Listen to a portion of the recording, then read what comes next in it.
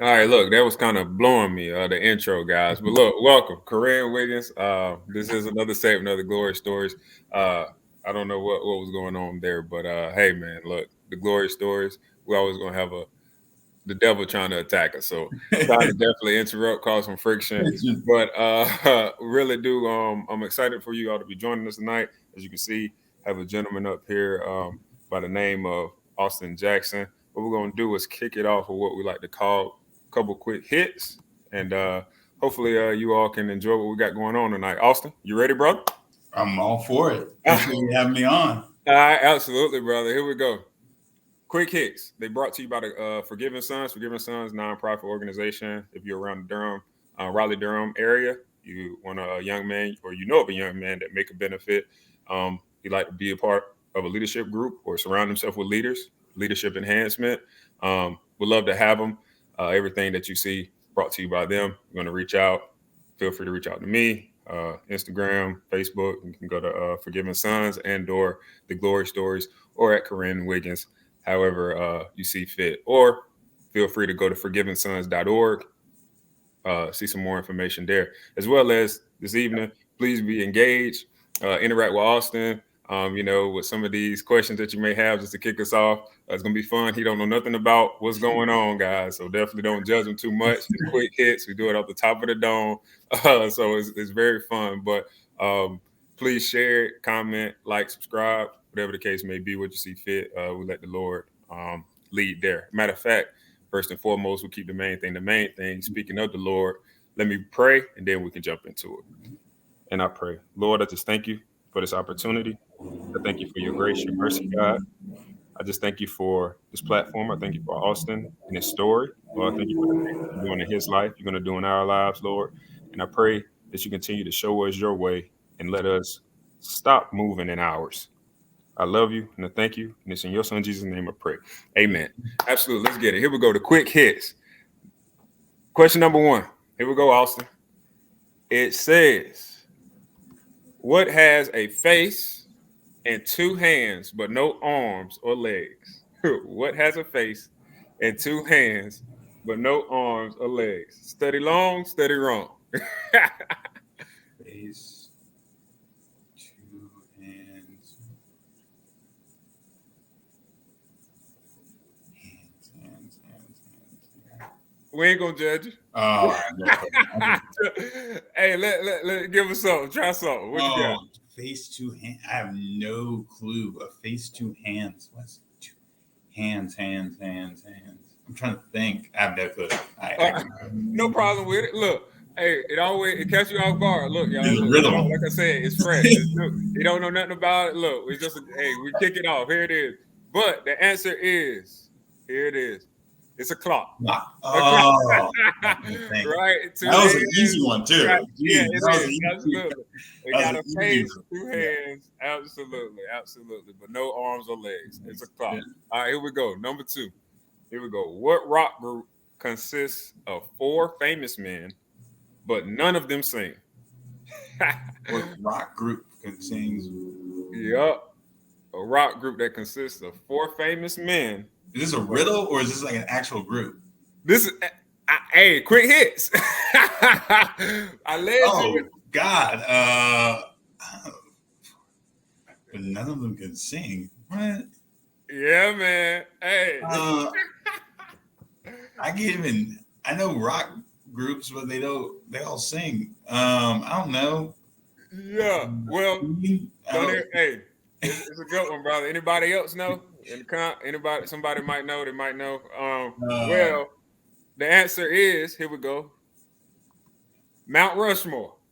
Mount Rushmore. Right. Yep. Okay. Rock group. Okay. Yep. Four men, but they can't sing. Right. You got Jefferson. Okay, that was a riddle. Okay. Yeah, a riddle. Yeah, it was a riddle.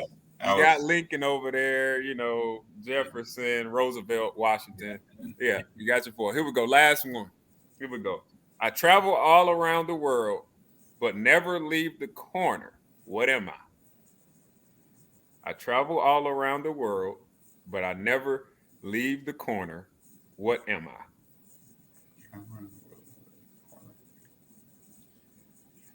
Yeah, this another one. It's not corner. Corner. It's not the sun. And it's not the moon. I like how you thinking now, though. I got you Uh, thinking. Yeah, I got you ooh, thinking. I No, it ain't nothing wrong with it. Look, somebody else know. Give them some time. Maybe throw something in around there. the yeah. These are tripping. I wasn't expecting riddles, so I Yeah, was. yeah. I'm I like, told you, look, hey, the quick hits, y'all. Don't judge. Hey, it's all fun. This is how we set the groundwork. Love to set it off this way. It's all fun. Here it is. But a stamp, a mail-in posting stamp, right? I travel, gotcha. travel all the world. I'm always in the corner. What am I? But that's our quick hits for this evening, man. Look, Austin, appreciate you. Definitely, man, Yeah, having that that was spirit fun. of wanting to be an awesome sport, man. Definitely appreciate it. But before we jump into it, man, introduce yourself. Tell a little people about where you are, what you do, and where you're from. Yeah, Austin Jackson. I'm from Cary, North Carolina. That's a suburb of Raleigh, Durham. Now I live in Raleigh. I do commercial real estate for a group called JLL. It's a global commercial real estate firm. I focus on industrial. But yeah, that's a little bit about me. I don't know if you want me to go in depth, but No, it's all good. No, definitely, I it's a appreciate good it. So, starting point. yeah, absolutely, man. Austin doing some great things, y'all. Well, Austin didn't tell you, kind of like me and Austin met playing sports. Mm. The game. I'm a big fan of sports, man. Just about the culture and everything that it brings. It brings people together, a bunch of different backgrounds, different avenues, and you start relating to people, and connecting with people. So me and Austin met at Clemson University. Talk a little bit about what got you into commercial real estate, as well as growing like pre college. Yeah, How was your life at home? Like this is the glory story. So yeah. I would love to hear more about at some point, maybe later on down, or here now. Just like your home life. Were you a church boy, kid? Like talk a little bit about some of that type stuff growing up. How was your home? Yeah, it was great. So I'm the youngest of three. Mom and dad are here. So I got two older siblings. They're like 8 and 9 years older than me. So I always Oh, think, okay. I don't know if they planned to have me, Yeah, but that's a I'm a blessing. I'm a blessing. yeah, Yeah, hey, there's a big gap there now. there's a big old gap there. So I Yeah, wasn't sure. My sister always like, yeah, we adopted you. So whatever. yeah, But no, ain't nothing so. wrong with it.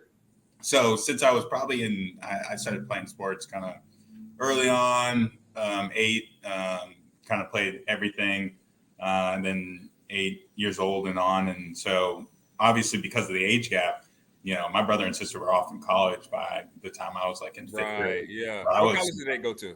my sister went to UNC, and then my brother went to ECU. Nice. Oh, So okay, cool. they still live around here. They're like the smarts of the family. They're like double I'm pretty smart too, biochem man. Yeah. biochem majors. Yeah, Oh, they're the okay. brain. They Yeah, trying. Yeah. They a little different. Yeah. they're a little different. Yeah, no. But we've always like been very like we're a lot closer now. Obviously, the age gap when we were growing up was kind of like just a little annoying little brother there, and they were all. And then obviously when they came back, I was just like growing and growing and doing that. So I was with my mom and dad a lot.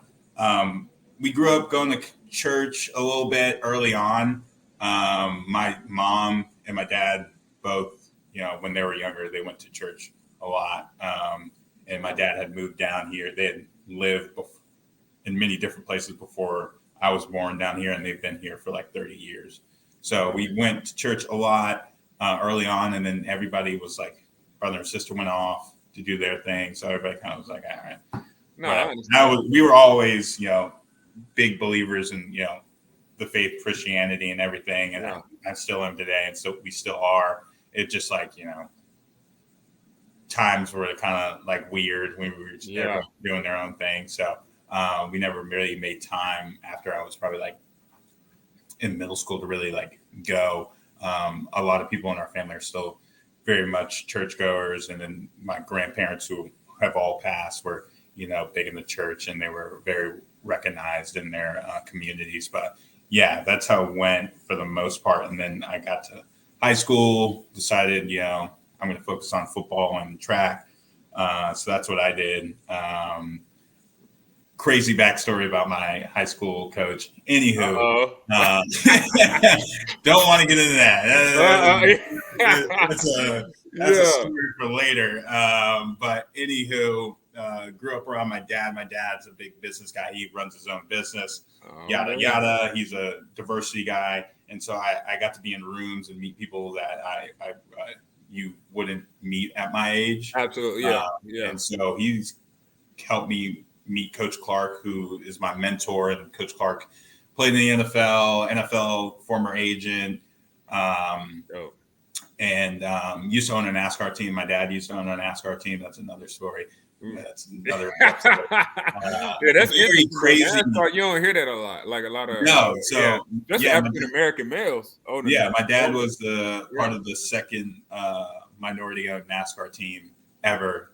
With him, Dr. J, and a guy named Joe Washington, who's like his best friend. Joe Washington's Oklahoma running back great and in the Ring of Fame and for the Redskin or the big time Fire, or whatever they call it.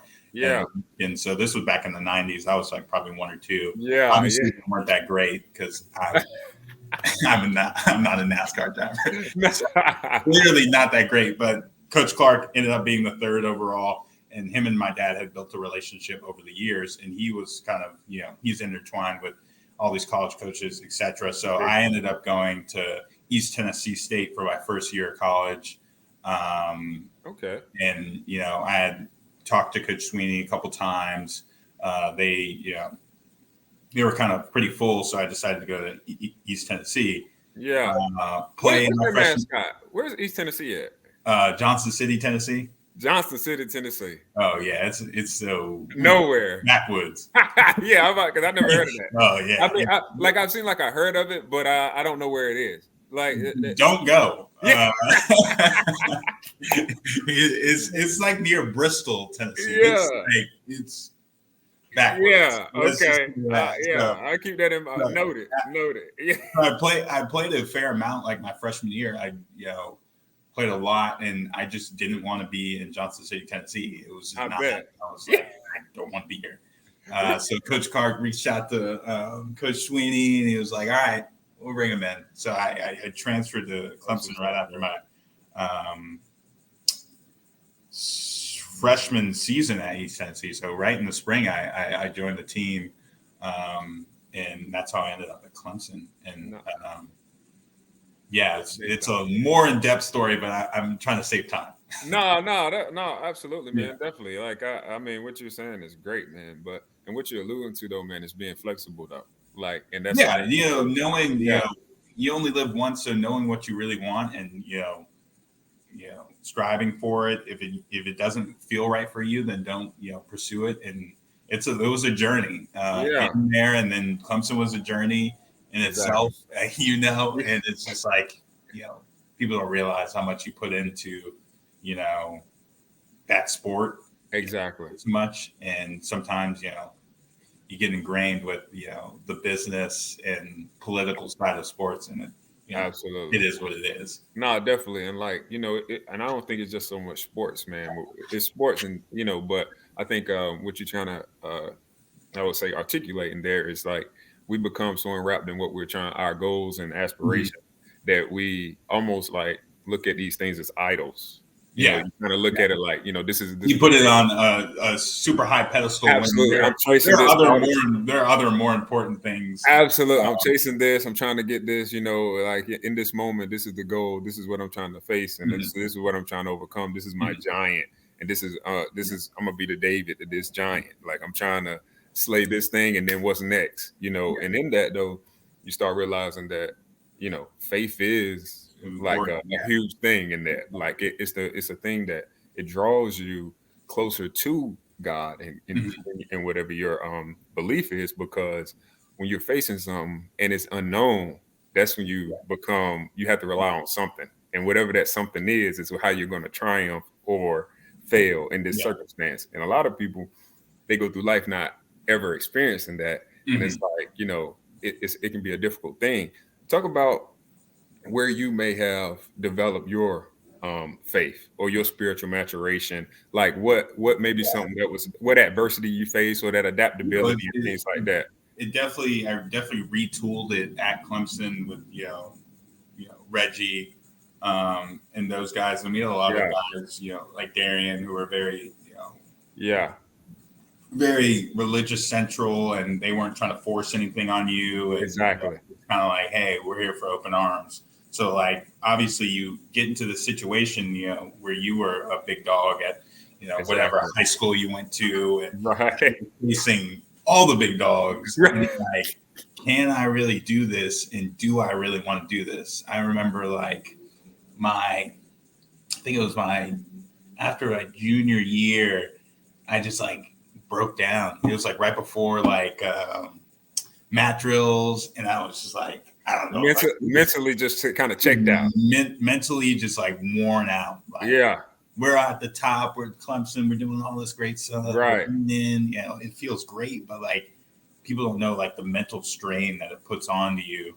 And to like sit down and like have those talks and relationships with, your teammates, and, bringing in, maybe it's reading scripture or whatever, or Mm-hmm. they're talking about how they use it to kind of centralize their thoughts Right. and pray on things. And so like going to the pregame, masses and stuff like that. So that was when I kind of retooled my stuff, and I would, read, scripts, every day, Yeah. out of the Bible. And we had some coaches who were, very into that. So that's where I think it was a stress thing, and it was Exactly. kind of find an escape, in a way to kind of refocus my mind and get me settled. And Yeah. like this is not, Clemson football is not the end all be all. There's bigger things out there that you Yeah. should be worrying about.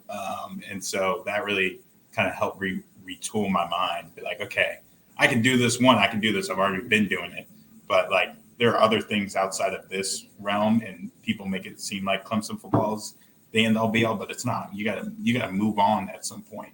Absolutely. You gotta go live your life, and you gotta focus on things that are going to make a difference in your life now and in the future. So Exactly. And I mean, a lot of athletes, they deal with that, man. Like, yeah, and, I just think about like, and people in general, like transition and change is like something that yeah, people always fear and they're not Mhm. comfortable with. You're not Yeah. comfortable, but you got to understand that at some point, you got to become comfortable being uncomfortable, or you got to realize when this is ending, right? Like Mhm.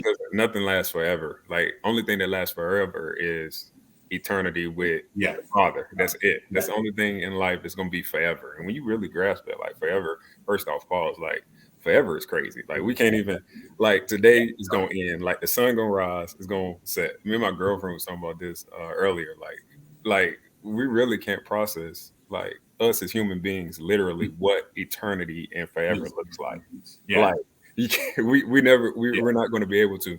So when you're talking about transition, like how did when you made your transition, because now fast forward to where you are now, what you're trying to do, Yeah. like you had to transition into what you're doing currently. Like Mhm. how did you mentally prepare and or utilize resources to be in a position to effectively make those transitions? Yeah, I'm very blessed and fortunate, to have my parents, and especially my dad, who's, he's his own business owner. So you get to see every day somebody who chose in life to, lead his own path and do what he wanted to do. He found that, hey, I want to help out universities and kids, at HBCUs get opportunities at, these large corporations. And I'm going to use my network and the people I've met to build those relationships. So you get to see somebody who took it upon themselves to be an entrepreneur. And I've always thought I was going to be, I did business. I always wanted to be in some sort of sales. I wanted to build relationships.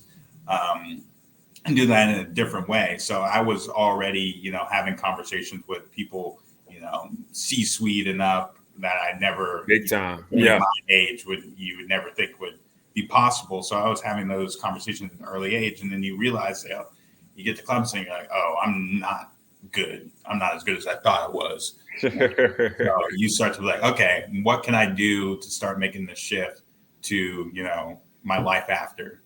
And so Clemson has Paul Journey, and that's a great way to use that resource. But I was also thankful to have my dad to get me in contact into those relationships after. So it wasn't as bad as you see other people who are very much all in on, NFL or bust. And, I understand that that's your dream, and it's hard to, come to grips with, you being so close. You're one, I guess, one step away from, living out your dream. And it's just it's a cold-blooded industry. And so, not everybody's going to be able to reach that goal. But I was set and prepared to hey, I want to be an entrepreneur. I want to do these great things. So definitely having my dad as a mentor, and Allison, who I spoke with today. Oh man, that's awesome. Yeah. She's great. Big time. She was a huge influence on me at Clemson, and we still talk to this day. She talks to all my mentors. They all love her. I think she was, huge for, Clemson and the guys there. So likewise. Yeah. Shout out Allison. Big time. She is, literally an angel walking on this earth. Absolutely. She provided opportunities, and I'm always trying to figure out ways to, provide opportunities for her. And she's absolutely cool and just appreciative. And she does great work. But she was a big part of that. We still have a great relationship with her, and my parents do. So people like that, where you're just absolutely, hey, I can do this. I have these transferable skills to, work outside of, football. It's a team. Most places you go to, it's a team atmosphere, absolutely. Time management, things that you did in college that you didn't know were a thing are very much easy. The stress that you had to deal with in college, I don't think doesn't compare. I will ever feel that way. Absolutely. In my career. No, absolutely. Pressure to be 18 on your own at this big university. You have a lot of expectations. So many different things going on. Yeah. Going on. So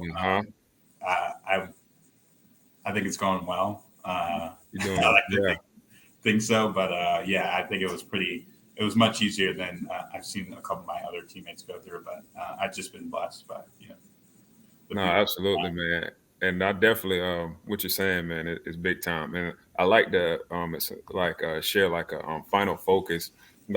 It kind of goes along with just some perspective type things that you kind of alluding to, and then allow you the opportunity to, I don't really know what I'm gonna do. I expect though that God got something really great in store for me. You're not supposed to know. Life is a mystery. If you take away the mystery and everything was certain, you would need faith. Faith functions best when you don't know. So God often puts us in positions where we don't know to destabilize us from relying too much on what we know. Like a trainer who starts you out and he starts you out on a weight machine, okay? And then he puts you on a bench and he gives you free weights because now it's less stable. The less stable it is, the more muscles you build. Finally, he puts you on a ball where everything's unstable. And when he puts you on the ball, he's building up your core. You're strong enough to withstand instability. Yeah. And if you knew everything, you'd have no room for faith, for discovery, for innovation, because creativity comes in uncertainty. That's kind of what we were just communicating a little bit about. Again, it's kind of, I hope you all could hear it a little bit. I don't know why it seems like that. But again, what Mr. TD Jakes is talking with Mr. Steve Harvey about there is how faith comes and develops when you are in an unknown place, right? When you're challenging yourself doing things that make you uncomfortable. Like, when if you knew everything and if you were always prepared for something, there's no room for faith to be there, because you have that, you already know what's going on. You don't create that space to allow yourself to want to pull from something that's greater than what's in you. Yeah. So before we close, Austin, man, have an opportunity to share anything that you final words, anything that you have coming up. Definitely, leave the people with some words of encouragement, whatever you would like to say, man. Yeah. I think, it's being prepared for, just about anything. I think if you prepare and take preparations, I think, you'll succeed in life. And a lot of this stuff that I see in the business world and I've seen in a long time is based on relationships. Go out and speak to people, be front facing, being client facing. It's not about what you know. It's not about who you know. It's who knows you and who likes you. Absolutely. People, are willing to take a chance on people they really like, even if you don't know it all. I see something in that kid and it reminds me of me, or I see something he's got it and he's close. And people really gravitate to that. So it's, I'm in a business where I have to be, always on, and I got to be, talking to people, communicating, and being sharp at what I do. So people like that, and people gravitate to just energy. So being positive, being forward thinking is always going to be a strength. But get out there, talk to people, whether it's a lot of your mentors, whether it's your friends, because you never know what that conversation could lead to. I've had instances where I just have a conversation that leads to, whether it's a deal or a client or just something like meeting somebody and finding a new interest.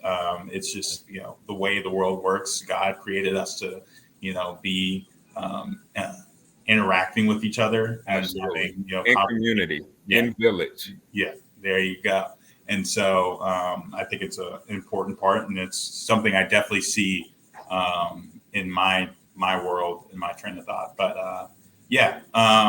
I do have, my dad runs a diversity inclusion company. Yes. We are having a career fair. It's an early career fair. Shoot, I might need to do that. So it's virtual. He has, built a lot of relationships with a lot of, great companies, whether JLL, Merck, HP, Dell, and it's on the collegediversitynetwork.com. And it's on the 30th. It's from 3 to 6. And it's just a great event for diverse candidates to get opportunities. We shelve it out to all the HBCUs. And so it's just a way for those kids to, thank you. You put it on the screen. For those kids who don't get those opportunities to meet companies of this kind and alike, because they just don't have the funding to do so. So would love for you guys to show up if you can. You don't have to be early career either. They take a look at everybody. So appreciate it. I unfortunately cut out there at the end, but just wanted to say thank Austin for coming on. Appreciate you all checking us out this evening. Feel free to check out that career fair he was mentioning, collegediversitynetwork.com. I think it'd be beneficial for you. If you want to reach out to him or connect with Austin, he had to jet. So just wanted to come on here and make sure y'all got his information. You can reach out to him at AustJax_ on Instagram. And I appreciate you all this evening, man. As always, faithful work, keeping the main thing. Corinne Wiggins, Glory Stories. Until next time, peace.